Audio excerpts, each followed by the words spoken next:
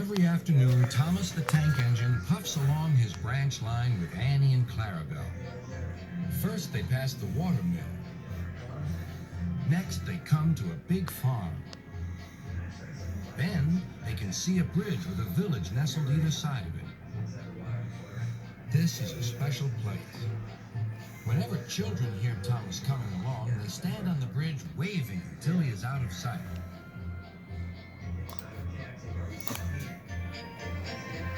One day, Thomas was running late.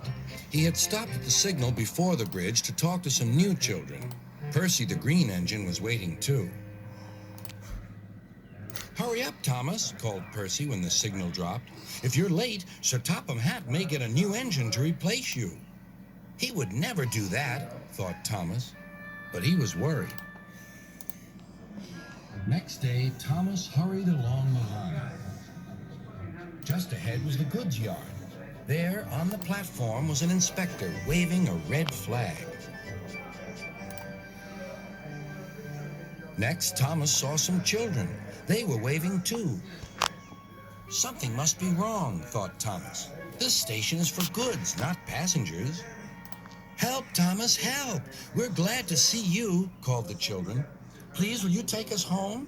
The station master explained to Thomas's driver that the school bus had broken down, and all the parents would be worried if the children were late.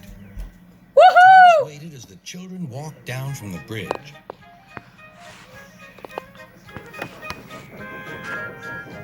Then he took the children to the next station where Bertie was waiting to take them home. When Thomas finished his journey, he was very late. He was worried that Sir Topham Hatt might be cross with him. "I warned Thomas," puffed Percy to James. "He's been late one time too many. He'll be in trouble now."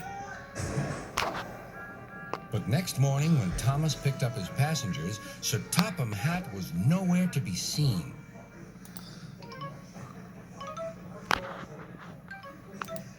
"Thank goodness," sighed Thomas.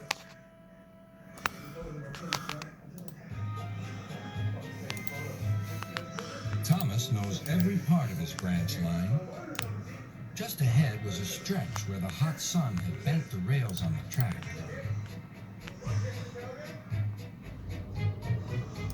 "Careful, Thomas," called his driver, but it was too late.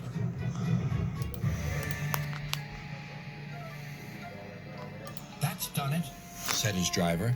"We shan't get any further today." "But what about my passengers?" asked Thomas. "Don't worry, they'll be looked after," replied his driver.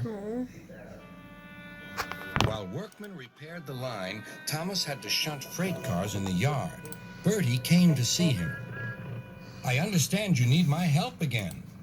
"Yes, Bertie," replied Thomas sadly. "I can't run without my rails." Bertie set off to collect Thomas's passengers.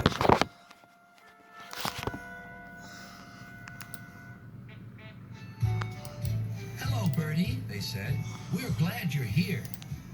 Bertie drove along the road that runs by the railway. He stopped at each station along the line.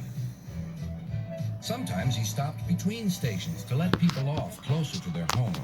Thomas felt miserable. "I've lost my passengers to Bertie. They'll like him better than me." Sir Topham Hatt arrived. "Your branch line is repaired.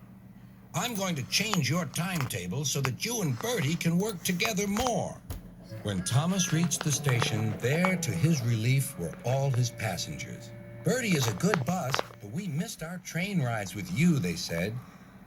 Later, Thomas spoke to Bertie. "Thank you for looking after my passengers." "That's all right, Thomas. I'd like to make new friends, but I'm glad to share them with you." "You're a good friend indeed," replied Thomas, "and always will be."